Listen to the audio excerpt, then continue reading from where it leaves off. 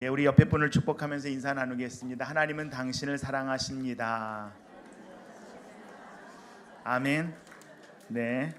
우리 오늘 찬양하는데 보니까 죽은 나사로 눈을 떴다네 막 이러시는데, 네, 그래도 다들 열심히 죽었다가 눈 뜰 수 있구나, 바디메오는 빼먹었구나 이런 생각하면서 불렀습니다. 네, 그래도 다들 은혜 받으시면 찬양하시더라고요. 어제 제가 무슨 내용 이야기하는지 전혀 모르시는 분은 아직까지 요한복음을 제대로 안 읽으신 분 같습니다. 오늘 요한복음 네 번째 다시 읽기 시간인데요. 3장 말씀 우리 한 절 같이 읽고 한 절 한 절씩 같이 교독하면서 말씀을 나누는데, 같이 읽는 말씀은 3장 16절 같이 외워볼까요? 하나님이 세상을 이처럼 사랑하사 독생자를 주셨으니 이는 저를 믿는 자마다 멸망치 않고 영생을 얻게 하려 하심이라. 아멘. 이 말씀의 의미가 무엇인가? 오늘 3장을 통하여 하나님 예수님이 만난 첫 번째 사람 니고데모, 그리고 니고데모 이후에 예수님께서 만나갈 사람들을 우리가 한번 같이 나눠봅니다. 정말 밤에 예수님을 찾아온 우리 니고데모, 우리 1절 말씀 같이 읽어볼까요? 어떤 사람인가? 같이 읽습니다. 그런데 바리새인 중에 니고데모라 하는 사람이 있으니 유대인의 지도자라입니다. 바리새인 중에 니고데모라는 사람이 있습니다. 우리가 살아가면서 어렵다라는 순간이 언제이세요? 이건 고난이다, 어렵다, 좀 피하고 싶다라고 하는 그런 순간을 가만히 돌아보면 저와 여러분의 삶이 다시 재평가돼야만 하는 시간. 수업 듣는 거 공부하는 거 좋은데 시험 봐야 된다면 부담되잖아요. 저와 여러분이 다시 한번 내가 지금 제대로 살고 있는 게 맞는가? 지금 내가 갖고 있는 이 성공이 진짜 참된 성공인가? 우리 가정이 정말 사랑을 기초로서 해서 살아가는 건가? 이밸류에이트 되는 시간, 그걸 타임 오브 이벌루에이션이라고 그러잖아요. 그 시간이 참 쉽지 않습니다. 어느 누구에게나 다시 나를 재평가하는 그 순간은 결코 쉽지 않은데, 오늘 예수님께 그 당시에 가장 성공했다는 사람 니고데모가 나옵니다. 여러분, 성경을 읽어보실 때 이름이 안 나오는 경우가 허다합니다. 오늘 오늘 설교 노트를 받아보고 지난주까지는 한 장이었는데 이젠 두 장이네, 그리고 숙제도 두 장이네 그러시고 부담스러워 하시는 분들이 계신데, 이제는 방향이 정해졌으니까 떠나실 분 다 떠났기 때문에 그냥 가는 겁니다. 이제 빡시게 가는 거죠. 여러분들 이제 클래스가 시작하면 한 2주는 철회하실 분 다 철회하고 수강 변경할 분 다 변경하고 3주 되면 이제 가는 거예요. 이제부터는 같이 왔던 시간 때문에 가는 건데요. 이제부터 이제 본격적으로 여러분이 디테일하게 구약에 있는 말씀과 하나하나 같이 좀 부담되지만 읽어 나가시면서 요한복음을 깊이 묵상하실 때 여러분이 요한복음의 말씀이요 정말 기가 막힙니다. 어떻게 기가 막힌가? 저와 여러분이 오늘 보는데요. 오늘 나오는 사람은 이름이 나와요. 그렇죠? 니고데모라는 이름이 있습니다. 여러분, 이번 주에 묵상하실 요한복음 4장에 나오는 여인의 이름은요, 이름이 없습니다. 그렇죠? 성경에 나오는 사람들이 다 이름이 나오는 것이 아닙니다. 니고데모라는 사람의 이름이 나오고 그 사람은 바리새파 사람이라고 얘기를 하고 있습니다. 여기에 중요한 것이 성경에 이름이 기록됐다는 것도 중요하지만 그가 바리새파 사람이고 유대인의 관원이라는 것은 예수님 당대에 약 한 6천 명의 바리새인들이 있었습니다. 이 사람들은 어릴 때부터 할례를 하고 말씀의 사람으로 말씀을 창출 내민신 이 모세오경을 12세가 될 때까지 달달 외워서 13세부터는 그 모세오경의 말씀을 삶에서 어떻게 적용할까라는 것을 가지고 미시나라든지 탈무드라든지 미드라심이라든지 이런 책들을 읽어나가면서 평생을 말씀의 사람으로 헌신한 사람들이 바로 이 바리새인들입니다. 마치 여러분 신앙생활을 오래 하셔서 주일 예배에 한 번도 안 빠지고 늘 말씀을 읽고 바른 11조 생활을 하고 말씀대로 살려고 하는 것처럼 이 바리새인들은 당대의 많은 사람들에게 존경을 받았습니다. 사두개파 사람들이 주로 정치인이냐면 이 바리새파 사람들은 정치에 참여하면서도 어떻게든지 말씀의 보수적인 부분들을 갖고 살려고 하는 사람들이 이들이었어요. 예수님은 한 번도 이 바리새인들을 지적하실 때 그들이 율법을 지키지 않았다라고 얘기하신 적이 없습니다. 다만 예수님은 그들은 율법의 본질과 율법의 정신을 놓쳤다라고 말씀하셨죠. 그러니까 율법의 그 본질이 무엇인가 보다는 이 말씀을 붙잡고 살아가는 이 니고데모, 그는 유대인 중에서도 바리새인이었습니다. 여러분 앵커 바이블 딕셔너리에 보시면 faith라는 말, 이 영어에서 이 말을 1번, 2번으로 얘기하면서 유대인들에게 이 믿음이란 그 다음에 to sustain이라고, 내가 유대인으로 태어났을 때 유대인인 것을 바꾸지 않으면 그것은 구원을 받는다라고 고백했어요. 그리고 크리스천들에게는 to believe, 내가 누구를 믿는가라는 부분에서 이 신앙을 이야기하는데, 유대인들에게 중요한 것은 유대인으로 태어나야 되는 것입니다. 근데 그는 유대인으로 태어났고 유대인 중에 바리새인이었고, 이 바리새인과 사두개파 사람들이 모여서 이 유대 이스라엘에 이 국회가 형성되는데 바로 그것이 산헤드린 공회원, 공의회인데 이 산헤드린 공의회는 70명으로 이루어집니다. 근데 이 사람은 유대인의 관원이라 그랬어요. 이건 무슨 뜻이냐면 이 사람은 유대인 중에서도 유대인이요. 그리고 산헤드린 공의회는 부뿐만 아니라 권력도 갖고 있었습니다. 3명이 모이면 사람의 생사에 대한 것도 결정할 만큼 산헤드린 공의회는 엄청난 파워를 갖고 있는 사람입니다.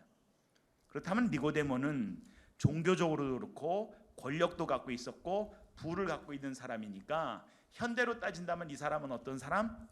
성공한 사람이에요. 성공한 사람.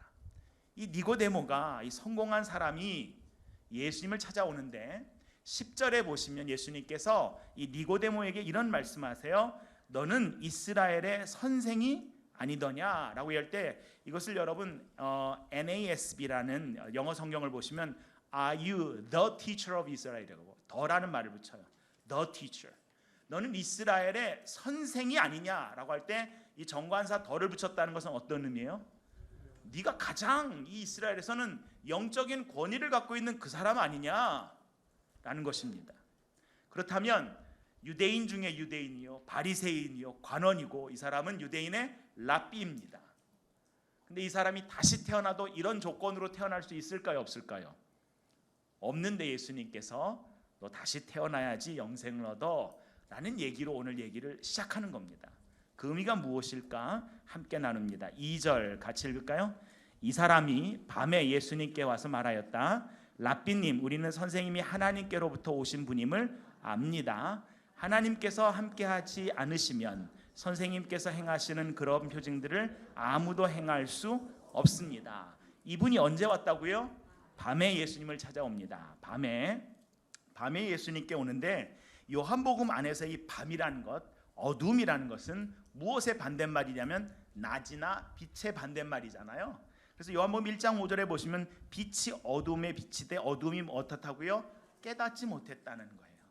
예수님을 가까이 찾아오긴 했지만 이 니고데모가 이 밤에 왔다는 이 메타포는 어떤 이 니고데모가 자기의 온전한 모든 것을 다 헌신하고 예수님께 순종하려고 왔다기보다는, 아니 이분이 하나님께로 온 것 같은데 하나님의 나라가 임할 때 제일 먼저 들어가야 될 사람 누구?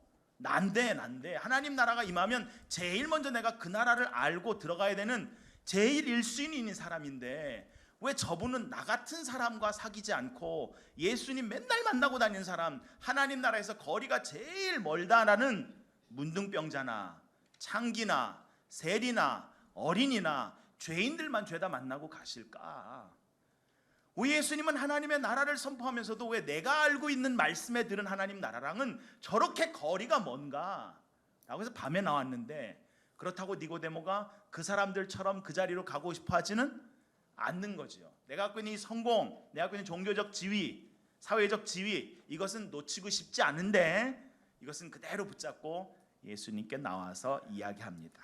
그런데 여기에 귀한 점이 있어요. 같이 고백합니다. 하나님을 가까이 합시다.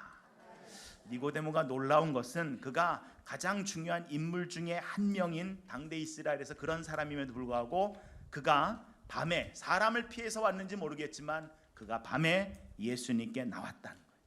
종교적으로, 도덕적으로, 정치적으로, 사회적으로 최고의 자리에 있는 그가, 세상적 기준으로서는 가장 성공한 사람이라고 할 수 있는 그가 예수님을 찾아 나왔다라는 거예요. 하나님은요, 저와 여러분이 하나님을 가까이 할 때 저와 여러분을 가까이 하시는 줄 믿습니다. 이 말의 의미를 다시 설명합니다. 저와 여러분이 하나님께 가까이 가면 가까이 갈수록 그 하나님이 저와 여러분과 얼마나 가까이 계신 분인가를 깨닫게 돼요. 하나님은 저와 여러분과 함께 하시거든요. 임마누엘이라고 알려주셨어요. 근데 하나님은 우리와 함께 하심에도 불구하고 저와 여러분이 하나님과 함께함을, 저와 여러분이 하나님이 함께 계시고 가까이 계신 것을 놓치고 사는 순간이 얼마나 많은지 모릅니다. 그분이 바로 내 옆에 있는데도 나는 아무도 보지 않는다고 생각하고 하나님 없는 것처럼 행동하는 순간이 있는 것처럼, 성공한 인생에 있었지만 그의 삶에 무언가 부족하고 그의 삶에 자신의 성공을 다시 재정립해야 할 필요성을 느꼈을 그때에 니고데모가 예수님께 가까이 나옵니다. 출애굽기 33장 11절을 보시면 모세가 하나님과 얼굴을 대하는 사람이었는데 모세가 진에서 돌아간 뒤에 성경은 이렇게 기록하고 있어요. 출애굽기 33장 11절에 같이 읽을까요? 모세가 진으로 돌아가도 눈의 아들이며 모세의 젊은 부관인 여호수아는 장막을 떠나지 않았다입니다. 여러분, 여호수아 여기 부관이라고 되어 있지만 실제로는 뭐지요? 시종이라고 되어 있어요. 모세의 종인 여호수아는 장막을 떠나지 않았다라는 거예요. 않았다. 저와 여러분이 살아가면서 something missing이라고, 뭔가 내가 삶에서 missing인데 뭔가 이게 채워지지 않는데 라는 느낌이 들 때 저와 여러분이 하나님을 가까이 하는 자리를 떠나지 않을 수 있기를 간절히 소원합니다. 여호수아보다 더 뛰어난 사람 많았습니다. 믿음으로 따진다면 갈렙이 유다 지파의 지지를 받기 때문에요, 지파가 작았던 여호수아는요 훨씬 더 갈렙보다 이스라엘 전체의 리더가 되기에는 부족한 자리예요. 그럼에도 불구하고 여호수아는 하나님을 가까이 했습니다. 하나님을 가까이 하니까 하나님이 그를 가까이 하시는 거예요. 사무엘이라는 사람이 있었는데 그 당시의 영적인 리더는 엘리였습니다. 사무엘은 아무것도 아니었지요. 그냥 엘리 집에 엘리의 아들들보다도 무명인 사람이었습니다. 근데 그런 그가 하나님의 음성을 들을 수 있었던 것은 하나님의 언약궤가 있는 주님의 성전에 가까이 있었기 때문에, 저와 여러분이 하나님의 말씀을 가까이 하시고 이 말씀이 저와 여러분의 삶에서 진짜 삶의 가치가 있고 하나님이 저와 여러분을 누구라고 말씀하고 있는가를 놓치지 않고 말씀으로 살아갈 수 있기를 간절히 소원합니다. 니고데모가 예수님을 가까이 하고 찾아와서 랍비님, 우리는 선생님이 하나님께로부터 오신 분임을 압니다 얘기합니다. 누가? 우리는입니다. 우리는, we라고 얘기했어요. 우리는. 하나님께서 하시지 않으면 선생님께서 행하시는 그런 표징들은 아무도 행할 수 없습니다. 출애굽기 3장에 모세가 떠나갈 때 하나님, 제가 하나님께서 보내신다는 것을 어떻게 알 수 있습니까? 바로 하나님께서 너가 이스라엘 백성들을 끌고 애굽에서 나올 때 그것이 내가 너를 보냈다는 징표가 될 것이다. 근데 그것은 그 다음이니까 그 전에는 이스라엘 백성들이 어떻게 알겠습니까? 라고 할 때 하나님이 사인을 주셨어요. 표적을. 그게 4장에 나오는데요. 4장에 모세에게 하나님이 뭐라 그러시는가? 우리 출애굽기 4장을 보시면 하나님이 모세가 들고 있는 지팡이를 던지라 그럽니다. 그죠? 던집니다.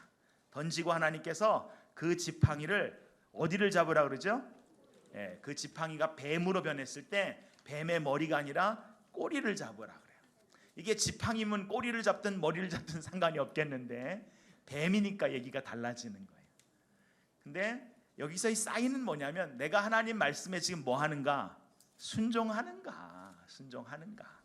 이게 좀 말도 안 되는 것 같은데, 내 경험과 내 상식으로는 아닌 것 같은데 내가 하나님 말씀에 순종하는가? 이 과정을 통하여 모세가 하나하나 하나님의 사인들을 갖게 되고 그것을 이스라엘 백성들에게 보여주는 표적이 되더라, 표징이 되더라입니다. 지난주에 2장을 읽을 때 예수님께서 예루살렘에서 많은 표적이 드러나니까 예수님이, 야, 이분 하나님이 보내신 선지자인데, 정말 하나님으로부터 온 선생님인데, 정말 이 선생님이 그러면 왜 난 니고데모인 나와 얘기를 안 하고 왜 이분이 다니는 곳마다 저렇게 어부나 저렇게 저희 죄인들이나 이런 사람들과 같이 다닐까? 그러면서 우리는 압니다 라고 얘기했는데 we. 근데 예수님께서 3절에 이렇게 얘기하세요. 3절 같이 읽을까요? 예수님께서 그에게 말씀하십니다. 내가 진정으로 너에게 말한다. 누구에게 말한다? 너에게 말한다. 너에게 말한다. 우리가 아니라 유다예요. 유다. 우리가 깨닫고 있는 게 아니라 너가 문제다. 네가 무엇을 깨닫고 있느냐입니다. 우리는 같이 신앙생활 공동체 안에 있으니까 우리가 뭘 알고 있고 우리가 뭘 하는 것 같지만 철저한 이밸류의 시간에, 평가의 시간에는 누가 앞에 그 앞에 서는 거예요? 나 자신입니다. 다른 사람이 그 앞에 대신 서줄 수 없습니다. 그러면서 뭐라고 말씀하시냐면 누구든지 다시 나지 않으면 하나님 나라를 볼 수 없다입니다. 여러분, 예수님의 이야기하시는 화법은요, 돌려서 말씀하지 않으시잖아요. 베드로를 만났을 때 야 베드로야, 우리가 집에 가서 좀 얘기 좀 해볼래? 그러지 않으시고 내가 너를 사람 낚는 어부가 되겠다. 나를 따라와라 그러십니다. 부자 청년이 예수님께 와서 어떻게 영생을 얻겠습니까? 그럴 때 영생은 이렇게 하고 저렇게 하고 얘기하지 않으시고 네가 참 지금까지 모든 율법의 말씀을 잘 지켰으니까 잘했다. 네가 가진 소유를 다 팔아서 가난한 사람 다 나눠주고 나 따라와라. 그러니까 고민하며 가잖아요. 예수님은 정확하게 포인트를 집으시는데요, 상처를 주는 말을 하지 않으십니다. 우리는 포인트를 짚다가 주로 상처만 짚다가 끝나는데 우리 정확하게 예수님은 말씀하시지만 상처가 아니고요, 우리가 아니라 너야. 내가 진정으로 너에게 말한다. 누구든지 다시 나지 않으면 하나님 나라를 볼 수 없다입니다. 사랑하는 성도 여러분, 영생의 문제는 논쟁의 문제가 아닙니다. 영생의 문제는 정말 저와 여러분을 위하여 하나님께서 예수 그리스도를 주셨고 그 예수 그리스도가 저와 여러분의 죄에 대신하여 십자가에 죽으신 그 은혜가 우리를 구원해 주셨다는 그 사실을 믿으면 그 모든 믿는 자에게 영생을 주시는 줄 믿습니다. 논쟁이 아니라 하나님께서 구원을 시작하셨다는 거예요. 근데 이 복음서를 계속 읽어보면요, 예수님의 제자들도 계속 예수님 주변에서 하나님 나라에 대한 논쟁을 합니다. 어떻게 논쟁해요? 하나님 나라에서 네가 크니 내가 크니 높니 낮니 계속 그 얘기하고 있어요. 이분들은 하나님 나라를 알고 있다 모른다? 모른다라는 거예요. 모른다. 예수님 그 얘기 들으면서 쟤들은 하나님 나라를 모르면서 왜 저러나 그런데. 근데 예수님 한 번도 그거 갖고 뭐라 그러지 않으시고요, 하나님 나라를 설명해 주십니다. 다시 나지 않으면 하나님 나라를 볼 수 없다. born again이라고도 번역하지만 born above입니다. 위로부터 태어난 게 아니면, 하나님으로부터 태어나는 게 아니면, 그러면 그래서 우리가 육은 육이라는 거예요. 여러분, 육의 생각은 육의 생각입니다. 우리는 육의 생각에서 출발해서 종교적으로 그리스도 안에서 이 영생을 누려가려고 그래요. 그래서 여러분 지난주에 나눠주신 이 성경 공부 용지에 보시면 표에 종교적은 뭐냐면 내가 노력으로 하나님의 은혜를 얻을 수 있다라고 생각한다는 거예요. 나는 하나님의 은혜를 얻을 만하다라고 생각한다라는 거예요. 그런데 거듭남은 뭐냐? 하나님의 사랑은 우리가 감당할 수 없는 하나님의 은혜다예요. 근데 우리가 신앙생활을 조금 해서 이게 거듭남이 아니고 우리가 종교인이 돼버리면 또 순간 나니까 하나님이 이렇게 내게 은혜를 베푸셨지라고 착각을 하시는 거예요. 그러면 정죄를 하게 되지요. 종교는 뭐냐면 내가 죄 짓는 것보다 그래도 선한 일을 더 많이 하고 있어. 기도는 하나님께 한 주간 동안 내가 죄를 지으면 그래도 내 마음속에 그래도 내가 에버리지 이상은 되지. 재미있는 게요. 재미있는 게 모든 사람들이 모든 사람 가운데 내가 그래도 모든 사람보다 선하다, 그 중간보다는 선하다는 분들이 한 3분의 2 그렇게 생각하고 사신다 그러더라고요. 설문을 해보면 대부분의 사람들이 내가 그래도 중간 이상은 간다라고 생각한다라는 거예요. 근데 성경은 개인에게 죄보다 선한 일을 많이 하거나 삶의 일부분을 포기하고 희생하거나 내가 뭔가 더 노력해야지, 이거는 육이라는 거예요. 육적인 것은 계속 갈등 가운데 덧대도 계속 이것은 반복된다는 거지. 근데 다시 태어난다는 건 뭐예요?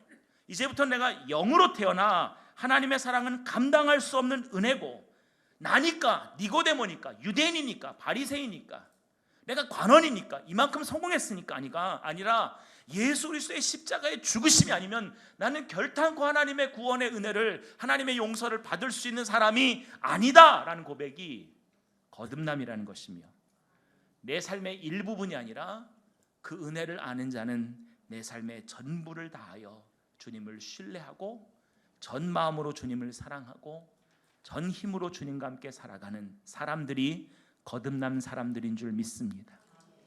따라합시다. 하나님의 나라는 하나님이 다스리시는 곳입니다.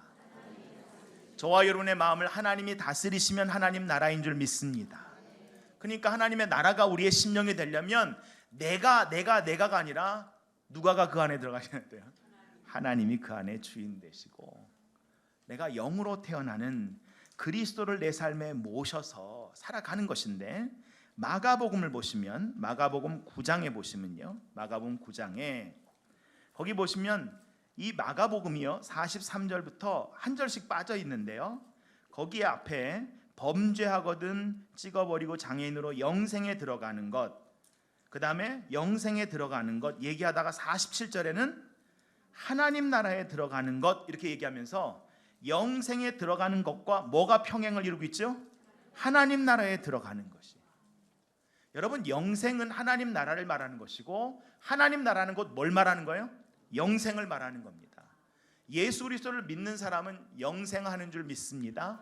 이 영생은 우리가 우리에 있는 이 썩어질 육체를 갖고 계속 시간을 들여서 오래 사는 게 아니라 예수 그리스도를 믿는 순간부터 저와 여러분의 사고의 관점과 우리의 모든 살아가는 삶의 방식이, 패턴이 달라진 것, 그리스도 안에서 그 질이 달라져서 하나님 안에서 우리가 살아가는 그 은혜, 그 영생을 누리는 줄 믿습니다. 그래서 출애굽기 19장과 신명기 33장에는 하나님이 이스라엘의 왕이고 하나님이 그 백성을 다스리신다는 거예요. 하나님이 다스리시면 누구 나라? 하나님 나라가 됩니다. 축복합니다. 저와 여러분의 마음을 하나님이 다스려 주시기를 간절히 소원합니다. 저와 여러분이 내가 이 마음 다스리려고 그러면요 정말 힘듭니다. 내 마음인데도 내 마음대로 내 마음을 다스릴 수가 없어요. 그게 사도 바울의 로마서 7장의 고백 아닙니까? 근데 여러분, 희한한 것은요, 하나님의 말씀을 읽다가 보면 이 말씀이 저절로 나의 생각을 바꿉니다. 여러분, 그전에도 설명을 드렸는데요, 화난 사람에게 가서 아유 화나셨지요? 화내지 마세요. 그러면 그분이 아유 제가 좀 전에 화냈네요. 미안합니다. 그러면서 화를 탁 그칩니까? 따라합시다. 감정은 통제되지 않습니다. 여러분, 감정은 조절되는 게 아닙니다. 근데 그 감정을 뭐가 바꿉니까? 우리의 생각이 바꿉니다. 여러분, 희한하게 감정은 통제가 안 되는데 막 화난 사람에게 갑자기 옛날에 즐거웠던 이야기를 하기 시작하면, 정말 슬퍼가지고 부모님 돌아가신 장례식장에서 옛날 우리가 어릴 때 즐거웠던 얘기를 하기 시작하면 그 자리가 웃음꽃이 피기 시작합니다. 사람은 희한하게 조금 전까지 슬프고 화난 감정이 생각이 바뀌는 순간에 그 감정은 온데간데 없고 생각에 따라 감정이 움직이는 것을 쉽게 볼 수 있습니다. 두려운 감정, 죄책감이 있는 감정, 패배감이 있는 감정, 그 감정들이 있지만 말씀이 바로 이 생각을 바꾸고 생각이 바뀌면 그 생각이 우리의 감정을 컨트롤하는 줄 믿습니다. 그래서 말씀을 읽는다, 하나님을 가까이 한다는 것은 무엇인가? 나의 중심의 마음과 생각을 누구에게 맡겨요? 하나님의 약속의 말씀에. 두려운 마음, 상처 입은 마음, 그것을 하나님의 약속의 말씀에 붙잡아 매는 것입니다.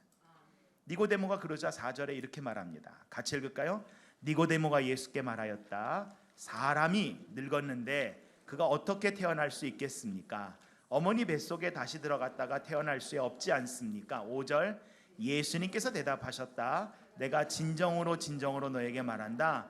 누구든지 물과 성령으로 나지 아니하면 하나님 나라에 들어갈 수 없다. 여기 보십시오. 예수님께서 니고데모랑 계속 대화를 나누는데요, 처음에는 다시 태어나지 않으면 하나님 나라에 갈 수 없다 딱 얘기하셨어요. 거듭남에. 두 번째는 그것을 조금 더 설명합니다. 누구든지 물과 성령으로 나지 아니하면. 왜냐하면 이 니고데모는 하나님의 말씀을 아는 이스라엘의 선생이니까 구약에 있는 약속의 말씀을 갖고 설명하는데요, 그 약속의 말씀이 어디 있는가? 먼저 에스겔서 36장 우리 한번 같이 봅니다. 에스겔서 36장 25절에서 27절 말씀 우리 한번 같이 읽겠습니다.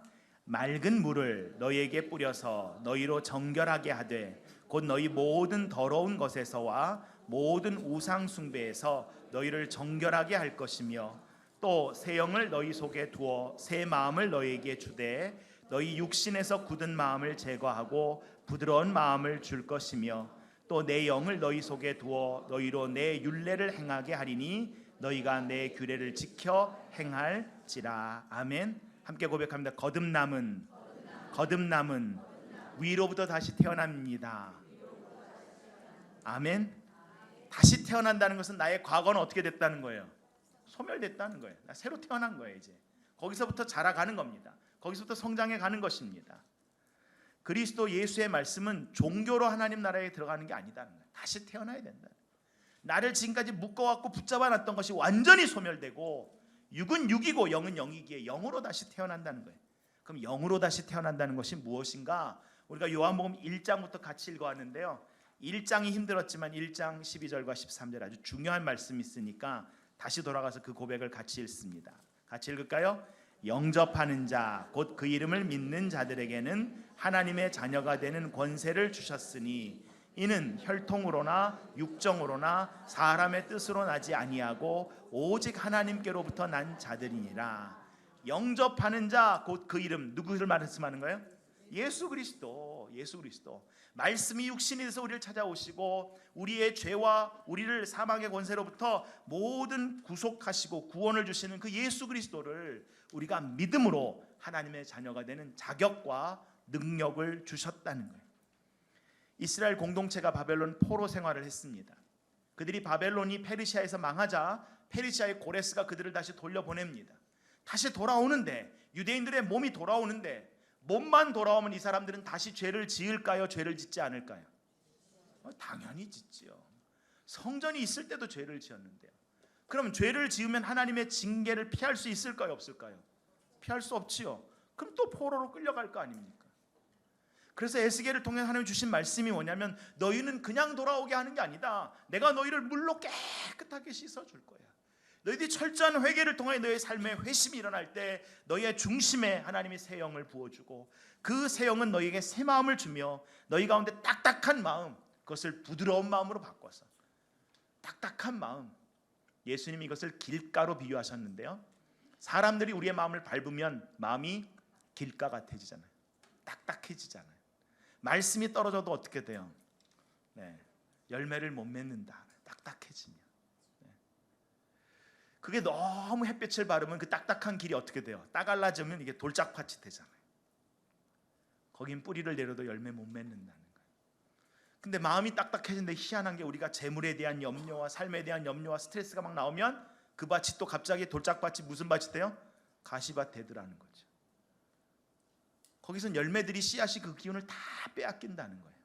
근데 이 마음이 부드러운 마음이 되면 거기엔 말씀이 30배, 60배, 100배의 결실을 맺는데요.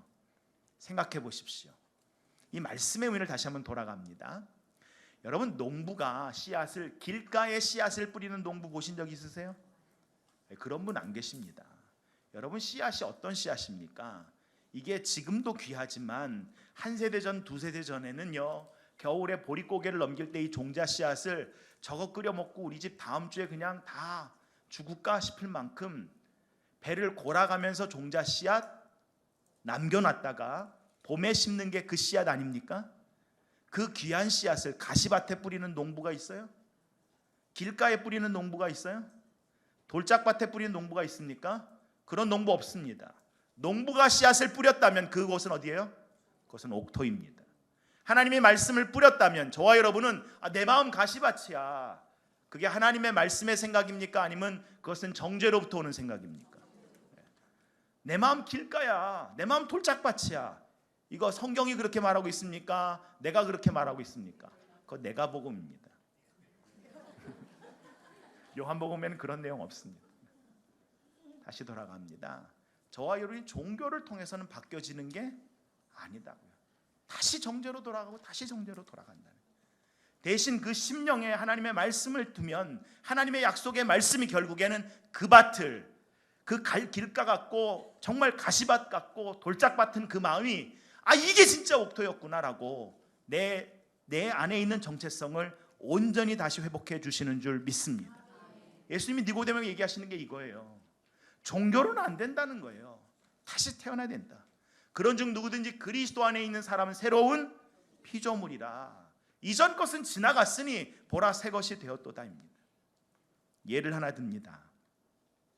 조니 링고라는 아프리카의 원시 문화권에 사는 청년이 있었습니다. 그가 사는 마을에서는요, 자기가 좋아하는 여인과 결혼하기 위해서는요, 그 여자의 아버지를 찾아가서 거래를 해야 돼요.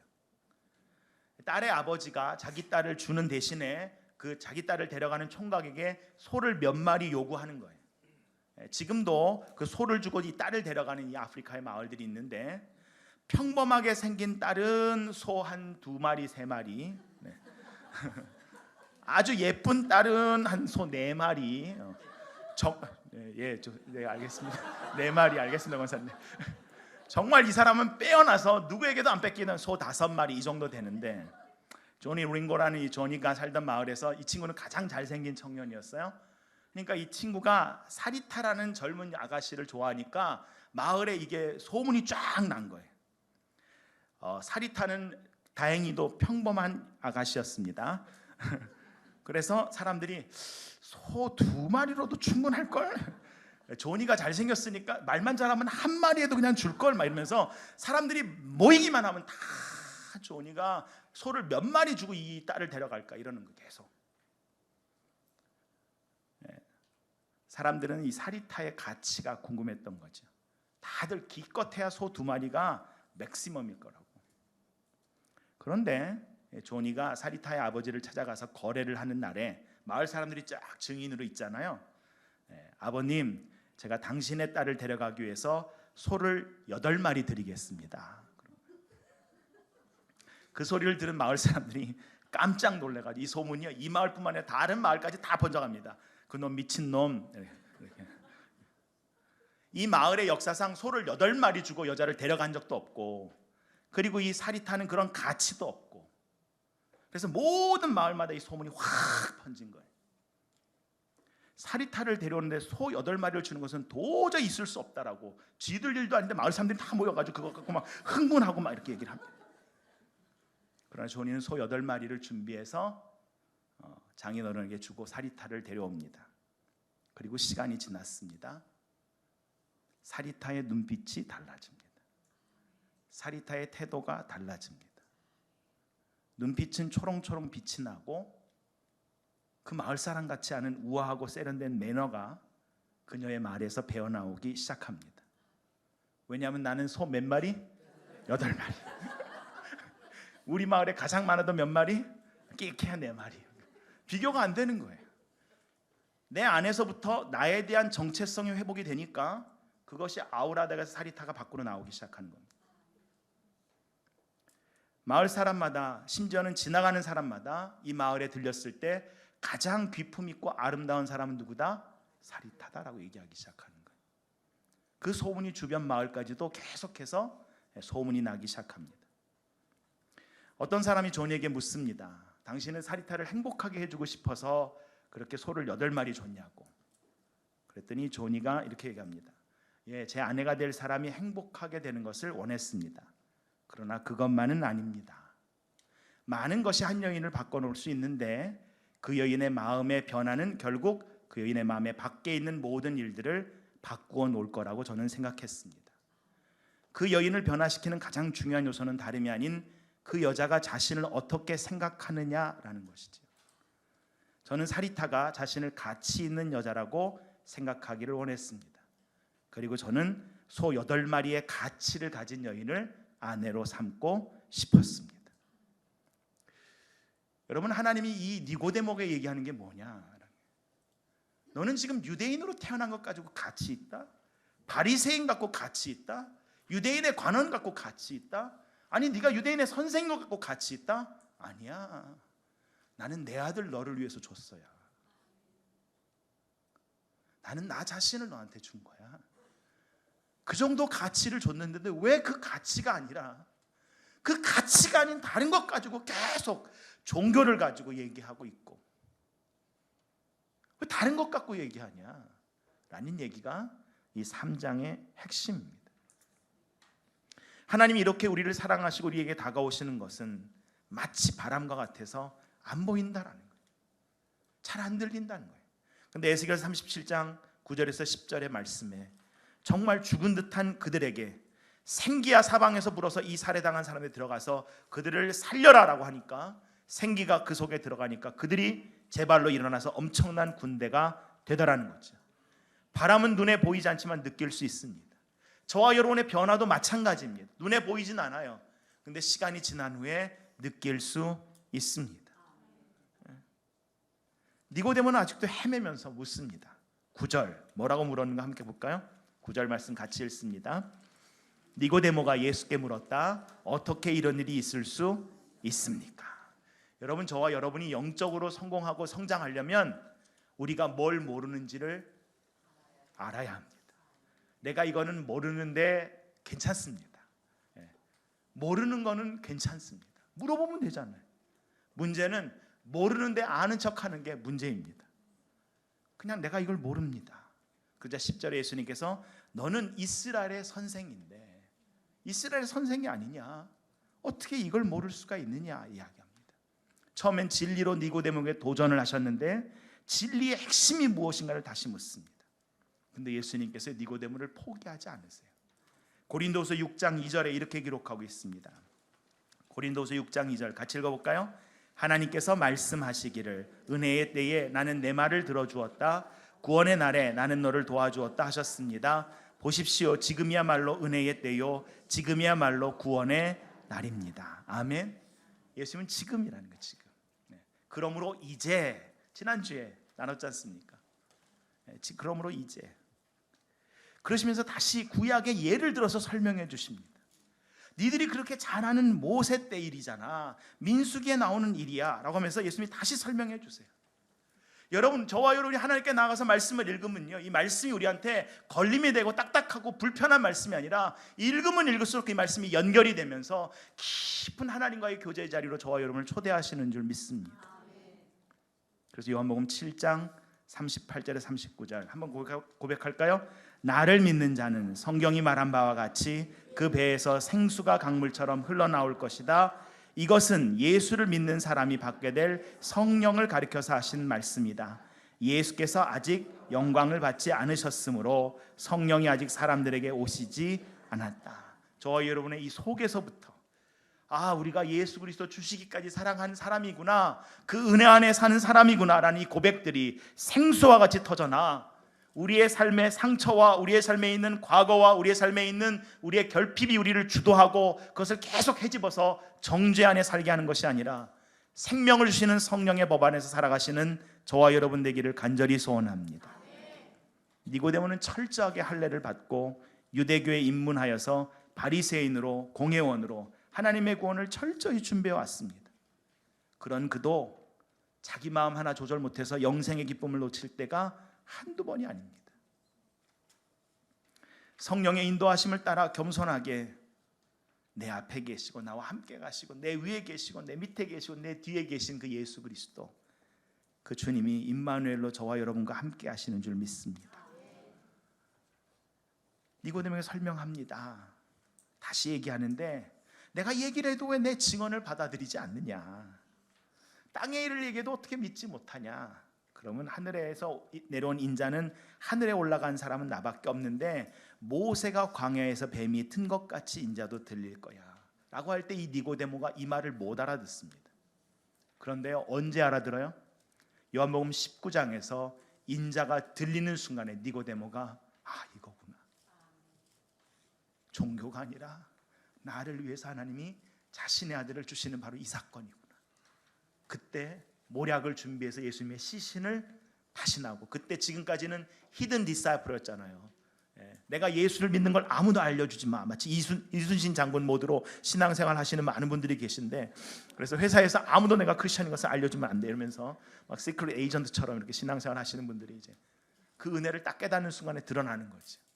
내가 예수 믿는 사람이라는 것이 드러나는 거예요. 감출 수가 없는 거예요. 그게 바로 말씀이 살아나는 순간인 줄 믿습니다. 내 안에서 말씀이 살아나는 거예요. 말씀이 열매를 맺고 꽃 피우는 순간입니다. 그래서 베드로전서 1장 23절에서 25절에 사도 베드로가 그걸 경험했기 때문에 이렇게 고백하는 겁니다. 23절 같이 읽을까요? 여러분은 다시 태어났습니다. 그것은 썩을 씨로 그렇게 된 것이 아니라 썩지 않을 씨 곧 살아계시고 영원하신 하나님의 말씀으로 그렇게 되었습니다. 아멘. 풀은 마르고 꽃은 시들지만 하나님의 말씀이 영원하면 바로 그 말씀이 우리 안에 살아있는 것입니다. 그래서 요한복음의 시작이 태초에 뭐가 계셨다? 말씀이 계셨다. 그 말씀이 하나님과 함께 계셨고 그 말씀이 하나님이신데 그 말씀이 육신이 돼서 우리 가운데 있고 그 말씀이 우리를 계속해서 격려하는데 요한복음 3장 16절 다시 한번 같이 외울까요? 하나님이 시작. 하나님이 세상을 이처럼 사랑하사 독생자를 주셨으니 이는 그를 믿는 자마다 멸망치 않고 영생을 얻게 하려 하심이라. 가장 성공했다라는 이 니고데모에게 너 진짜 definition of success, 성공의 그 의미, 성공의 그 뜻이 뭔지 아냐? Believe in Jesus Christ. 예수 그리스도 안에 믿음을 두는 거야. 그건 뭐냐면 하나님이 나를 사랑하신다는 것을 그대로 받아들이는 것입니다. 개종이 아니라 회심입니다. 종교를 바꾸는 것이 아니라 마음을 바꾸는 겁니다. 저와 여러분의 심령에 하나님의 나라가 임하기를 소원합니다. 저와 여러분의 마음에 하나님의 사랑으로 가득 차기를 간절히 소원합니다. 그때 이 말씀 가운데 하나님의 말씀이 우리 가운데 들어왔다 나갔다 하나님의 뜻이 우리 가운데 다시 한번 고백이 되고 주님과 함께 사귀면서 사는 것입니다. 이걸 알았던 요한 사도가 요한 1서 1장 5절에서 7절에 이렇게 고백합니다. 우리 한번 같이 읽어볼까요? 우리가 하나님과 사귀고 있다고 말하면서 그대로 어둠 속에서 살아가면 우리는 거짓말을 하는 것이요 진리를 행하지 않는 것입니다. 그러나 하나님께서 빛 가운데 계신 것과 같이 우리가 빛 가운데 살아가면 우리는 서로 사귐을 가지게 되고 하나님의 아들 예수의 피가 우리를 모든 죄에서 깨끗하게 해 주십니다. 아멘. 정말 하나님을 믿고 살아간다는 것은 뭐냐면 누구와 사귐을 갖는다? 하나님과 사귐을 갖고 살아간다. 하나님과 친밀하다. 하나님에 대해서 아는 것이 아니라 하나님을 아는 삶, 그 하나님과 교제하는 삶. 사랑하는 성도 여러분, 하나님은 악인조차도 사랑하십니다. 에스겔서 18장에 하나님은 악인이 죽는 것을 기뻐한다고 하지 않으셨어요. 나는 악인이 죽는 것도 기뻐하는 게 아니다는 거예요. 오히려 그가 그 길에서 돌이켜서 사는 것을 원한다는 거예요. 죄의 삭은 사망이기 때문에 하나님이 주신 선물은 뭐냐면 그리스도 예수 안에서 주시는 은사라고. 그래서 하나님께서 아들을 세상에 보내신 것은 세상을 심판하려 하는 것이 아니라 아들을 통하여 세상을 구원하시려는 것이다입니다. 다음 주 우리 나눌 사마리아 여인에 보시면 마지막에 예수님을 만난 그 사마리아 성의 그 수가라는 것이 구약의 세겜이거든요. 시카르가 원래 세겜의 신약의 발음으로 바뀐 곳인데요. 거기서 이렇게 합니다. 이제야 우리가 압니다. 당신이 세상의 구주이신 것을. 여러분 요한복음은요 계속 읽으면 그냥 한 장 한 장이 끝나는 게 아니라 계속 그 스냅샷 가운데 여기를 찍었는데 저 뒤에 있는 모습이 바로 그 다음 장이에요. 다시 그 사람을 가만히 보다 보니까 그 장면에서 그 다음 장으로 딱 이렇게 슬라이드가 연결하는 것처럼 자연스럽게 옮겨가는 모습들을 볼 수 있어요. 저와 여러분을 위해서 예수 그리스도가 보혈을 흘려주셨고 그 피가 저와 여러분이 담대하게 하나님의 임재 가운데 나가게 해주신 줄 믿습니다. 그 빛 가운데 나아가면 오히려 우리의 죄들이 떨어져 나가고 우리의 삶이 변화가 된다고요. 근데 여전히 우리가 어둠을 좋아하는 것은 자꾸 내가 이 이밸류에이트 되는 것, 평가를 받는 것이 하나님이 마치 우리를 정죄할까 봐. 근데 저와 여러분의 삶 가운데 벗어지고 떨어지고 내려놓고 가야 되는 것은 내려놓고 가야 되는 줄 믿습니다. 우리 안에 그러한 변화가 우리의 심령에서부터 일어나 그리스도 안에서 새롭게 태어난 그 거듭남을 체험하고 가기를 간절히 소원합니다. 이 장면이 세례 요한의 이야기랑 왜 연결되는가 보십시다. 예수님께서 지금 니고데모를 만나세요. 다음 주엔 예수님께서 사마리아 여인을 만나세요. 한 명 한 명을 만나세요.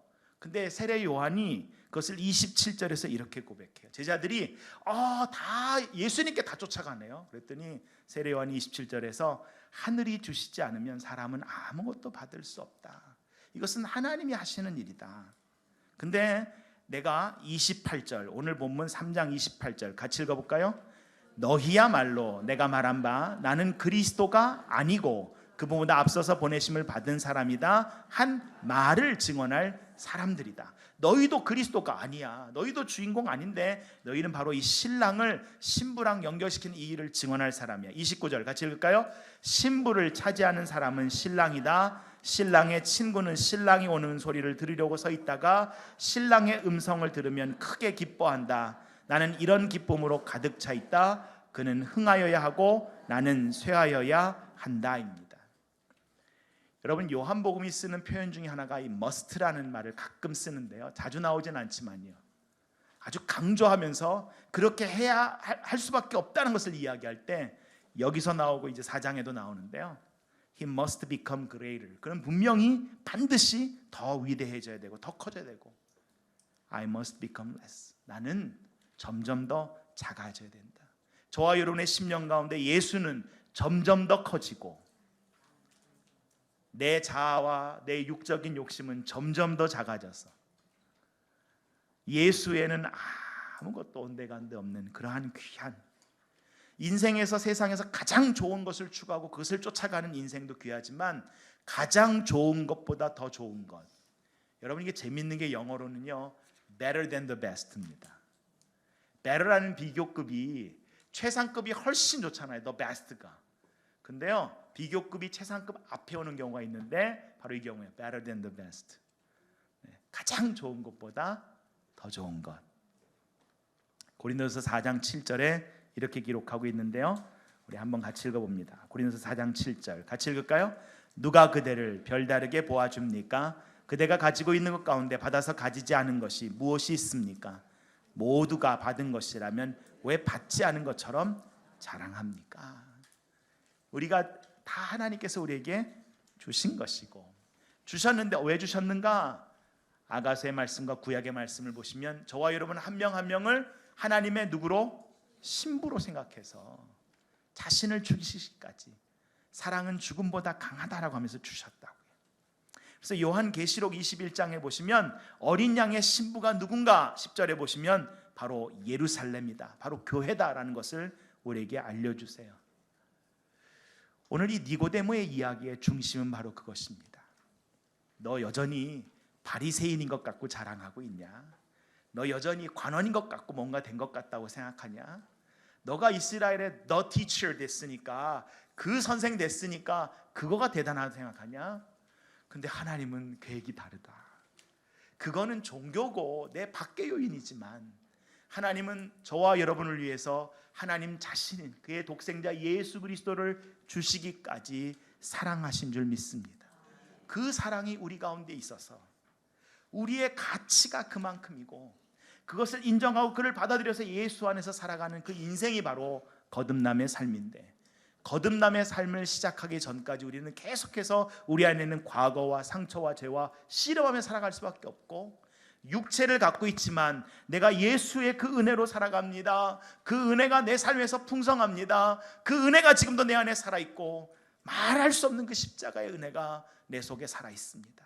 근데 어느 순간인가는 그 은혜가 완전히 바닥이 되면 다시 하나님을 가까이 하며 말씀을 가까이 하며 기도의 자리를 다시 찾아 주여 내 안에 이 성령으로 충만하게 하시고, 주여 내 안에 예수 그리스도 주신 그 의미가 무엇인가, 그 가치가 무엇인가, 내 안에 그리스도 안에서의 정체성이 무엇인가 다시 내 안에 충만케 하여 주시옵소서. 기도할 때 저와 여러분의 삶을 기도하는 심령들마다 하나님께서 채우시고 붙잡으시고 인도하실 줄 믿습니다. 요한복음 3장은 바로 그거 하자는 겁니다. 니고데모도 사마리아 여인도, 이름이 있던 유명한 사람이든 이름이 없는 무명한 사람이든 그 한 명 한 명을 누구로 생각하고 그리스도의 신부로 찾아오신 예수 그리스도이라면, 그를 만나 그에게 이 거듭남과 영생의 의미가 무엇인가를 알려주신 그 주님이라면 이 밤에도 저와 여러분을 찾아주시고 만나주시고 그 하나님의 사랑으로 우리의 심령이 가득 차기를 간절히 원하시는 줄 믿습니다. 이 시간 우리가 찬양하면서 기도로 나아가길 원하는데요, 바로 그 고백 가지고 나아가길 원합니다. 하나님, 저희가 말씀에 가까이 갈 때마다 이 말씀의 의미가 우리 안에서 다시 한번 녹아지고, 정말 내가 생각하는 성공이 내 인생의 기준이 아니라 그거보다 더 좋은 게 무엇인가 볼 수 있는 마음, 우리 자녀들도 그거보다 더 좋은 것, 우리 자녀들에게 이게 제일이야 라고 가르쳤는데 살아보니까 그것만 갖고는 안 되는 것을 우리가 깨달았다면, 우리 엄마 아버지가 우리가 믿음의 귀한 우리 신앙의 선배와 친구로서 야, 정말 이런 게 있다라고 같이 나누고 살아가면서 우리의 삶에서 정말 내가 모르는 순간에는 정말 모르는구나 라고 그 부분을 하나님 앞에 솔직하게, 믿음의 동료에게 솔직하게 열어놓고, 아, 주님, 내가 이런 부분이 아직도 약했군요. 그럴 때 하나님이 저와 여러분을 체근하시는 게 아니라 하나하나 말씀 그 끝에 있는 것까지도 다 끌어내서 우리에게 하나하나 그 의미가 무엇인가 설명해 주시고, 그리고 그 말씀대로 저와 여러분을 위하여 십자가로 올라가시는, 그리고 그 십자가의 구원의 능력과 용서의 은혜가 다시 부활의 능력으로 우리의 삶에 살게 하시는 우리 하나님이신 줄 믿습니다. 저는 신앙생활 하다가 제가 정말 신랑의 친구라는 것, 신부의 친구라는 게 기뻤던 순간이 있습니다. 몇 번 얘기 나눈 것 같아요. 코케인 중독으로 완전히 팬이 든 친구가 거기서 이제 회복이 돼서 제가 주례하는 장면이었어요. 세례 요한이 얘기한 신랑의 친구가 돼서 신부와 결혼하는 그 자리에 있는 게 이런 기쁨이구나. 친구로서 정말 귀한 저 사람이 회복되는 게 이렇게 귀한 거구나 라는 것을 고백한 적이 있고, 지금도 그 가정을 위해서 기도를 놓치지 않아요. 아마 성령 하나님의 중보가 그렇지 않을까 싶습니다. 저와 여러분은 예수 그리스도의 신부인 줄 믿습니다. 소 8마리가 아니라 하나님의 아들 예수 그리스도를 주시기까지 그만큼 가치가 있고 그만큼 사랑한다라고 두 팔 올려 하나님께서 내가 너를 이만큼 사랑한다고 불러주신 한 명 한 명이 그리스도의 사람인 저와 여러분인 줄 믿습니다. 이 시간 기도할 때 주여 내가 거듭나게 하시고, 주여 내 안에 이 하나님의 능력으로 채워지게 하시고, 주여 내가 종교인으로 살아가는 것이 아니라 성령 하나님의 기름 부심으로 살아가는 귀한 인생이 되게 역사하여 주시옵소서. 이 시간 주여 한번 같이 외치고 통성으로 기도하며 나갑니다. 같이 기도합니다. 주여